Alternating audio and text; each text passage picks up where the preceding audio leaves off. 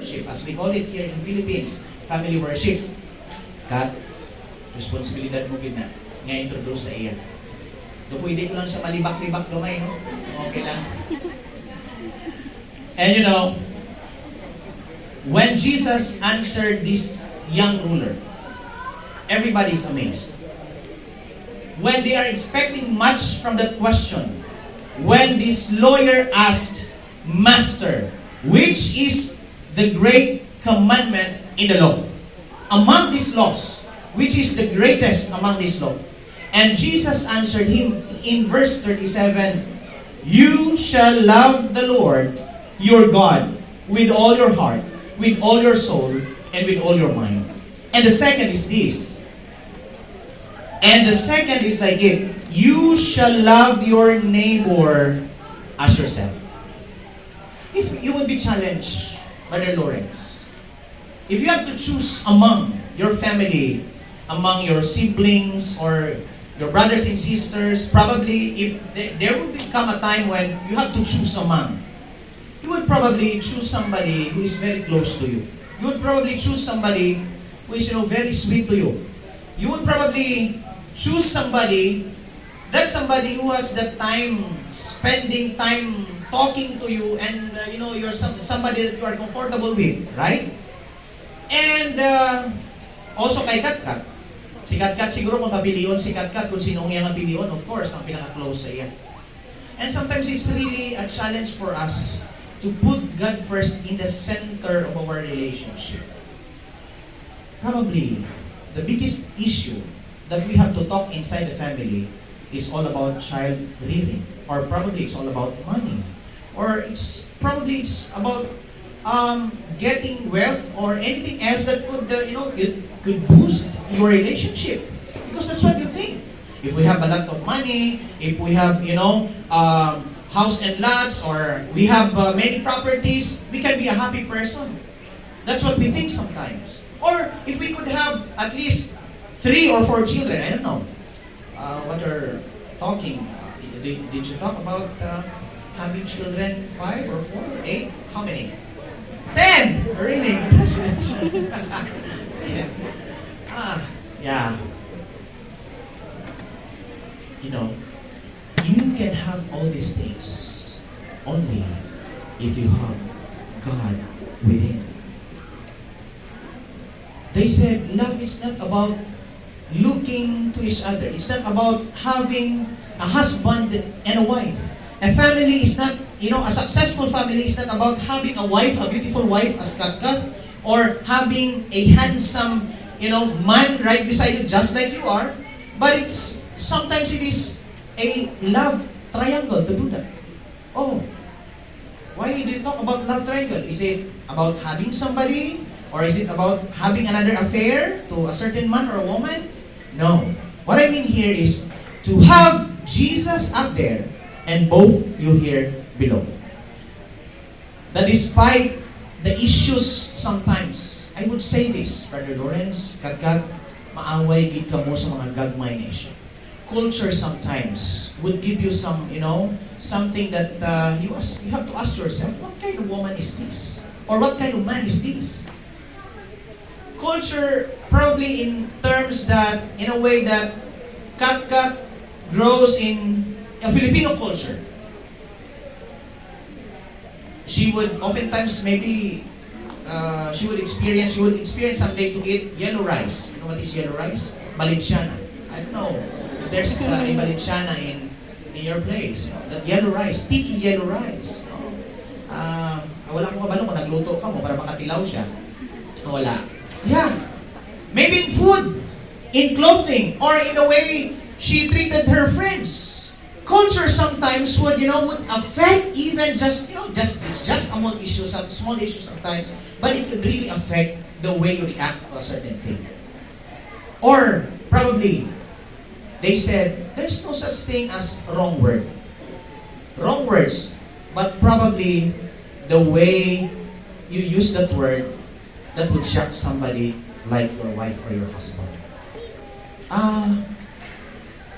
A painful words would be painful only if you if you use it not in a nice way.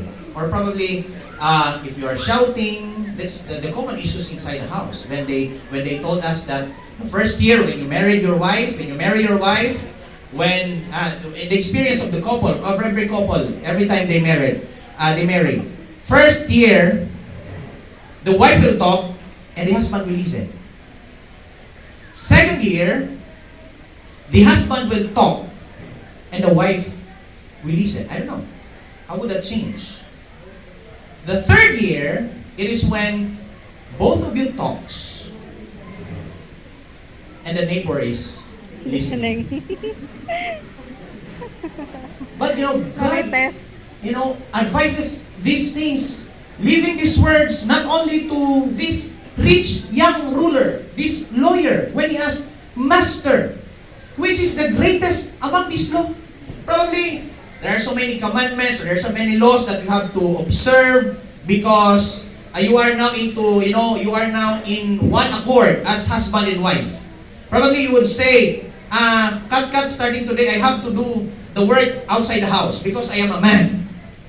Kat would say probably, I have to work also inside the house, some household chores. I have to do this. You don't have to play with these kids or our baby because I am the one assigned inside the home. You will be the one to work outside. Or probably you have that issues in terms of money management. You would say probably in our culture, is it the work of a man? Is it my duty as a man to hold every money that I have? Or Kat would say, no, in Philippines, the boss is always the wife. Did she told you that? A bit? No, probably. Probably. It's not really true at all times. But we here in Philippines sometimes observing this culture that the wife are the one who manages all these finances or someone like that. But not at all times. But maybe you will be shocked by this, and you have to ask yourself, among these cultures, among these practices that you both have, which is the greatest? Which is the most important of it? And Jesus would say, if you ask God, He would answer you with only one thing: love matters most. That's why He said, lawyer, Jesus answered him, lawyer, mister or sir, I have to give you this. You shall love the Lord with all your heart. When I say with all your heart, there are times, Brother Lorenz, when these young people would ask me, Pastor, what should I do? How could I make sure that this person will not cheat me whenever we are married or we are into a relationship? I would just answer and said, find somebody who is a God-fearing person. Why? Why should I suggest to find somebody who is a God-fearing? Because when he feared God above all, when he has that respect and love and feared God the most, he would not cheat. Even you are away from each other. If Kat would choose to love God the most, she will never cheat against you or against your feelings, towards your feelings, because she loves God above all. And also with you, when you put God right in your heart and in your mind to love God above all, Kat would trust you much because you have that respect, you have that love, and God said you don't have to cheat, right? The Bible suggests you have to love the Lord your God with all your heart and with all your soul. Sometimes making choices, especially in disciplining children. God, may kabataan, may bata na kamo.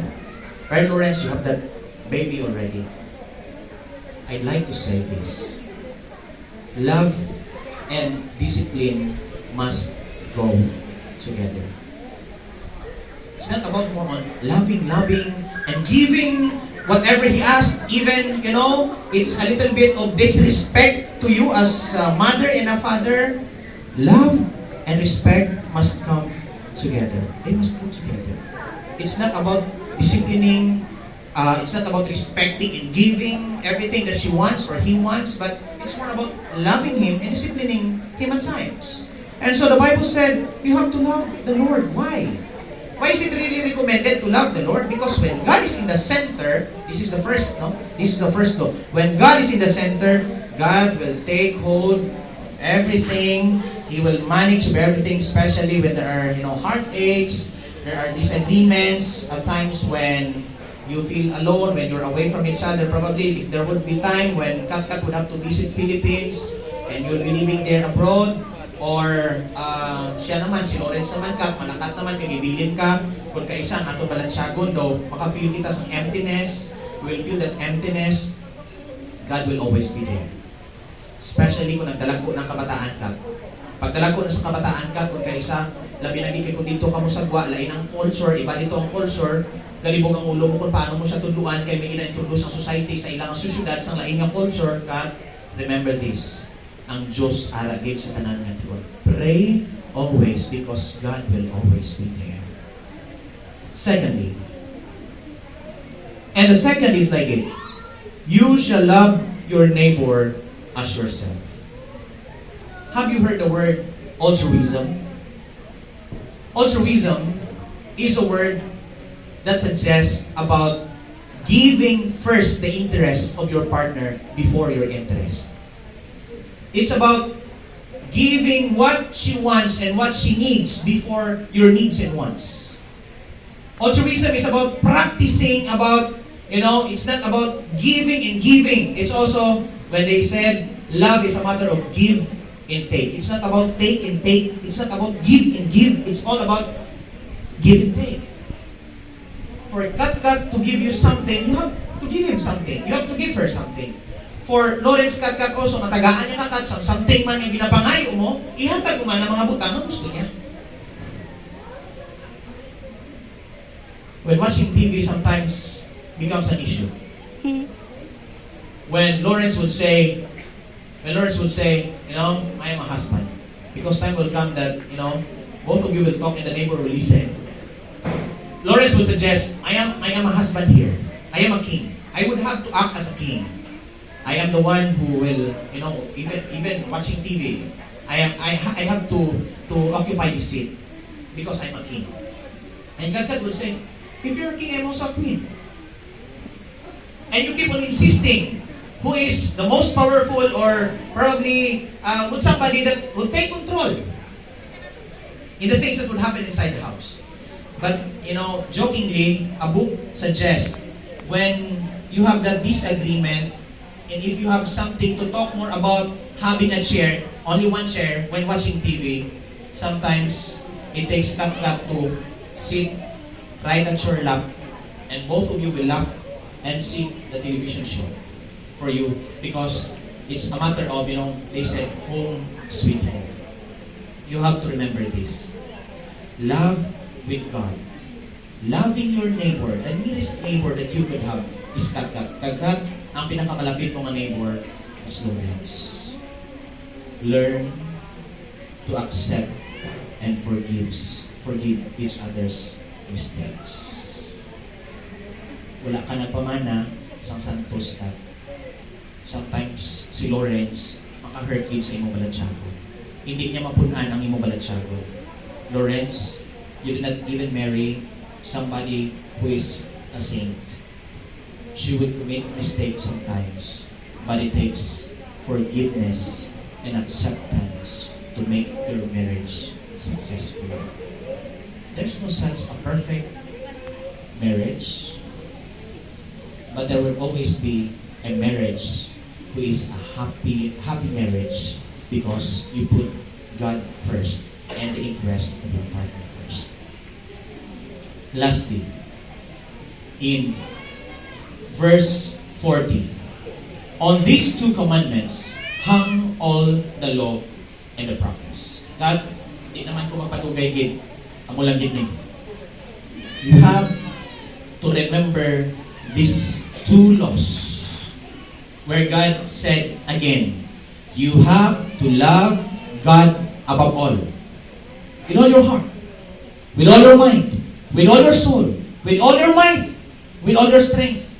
And love your neighbor as yourself. And that's loving both of you. Before anything else, I'd like to say this.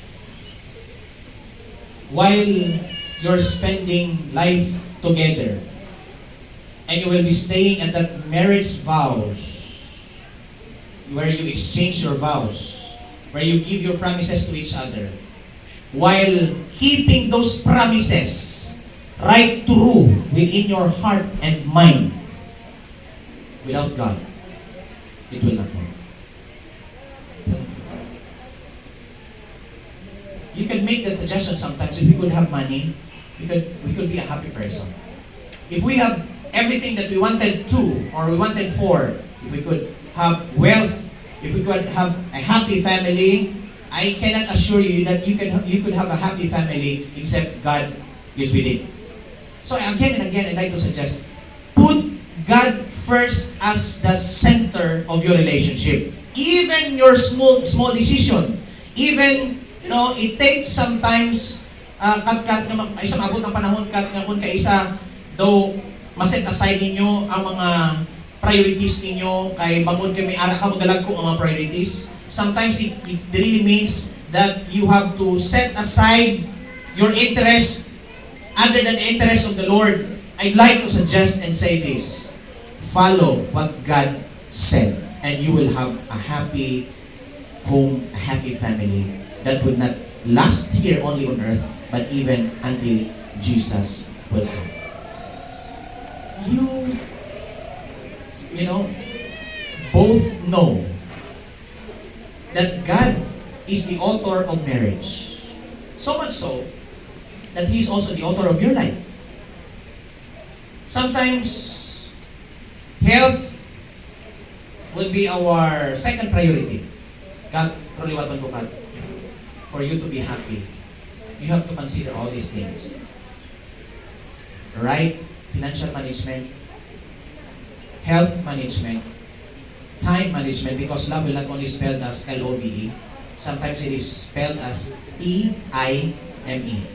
If you love each other, you have to spend time together, knowing each other, discovering, the strength, because Katkat maybe needs much of affection and admiration. Katkat, usually sa mga lalaki, kung kaysa kinanglan nila yung care, malanuman, ang mga Pilipina, caring hindi ang mga Pilipina. Would you agree that Filipina are the most caring person?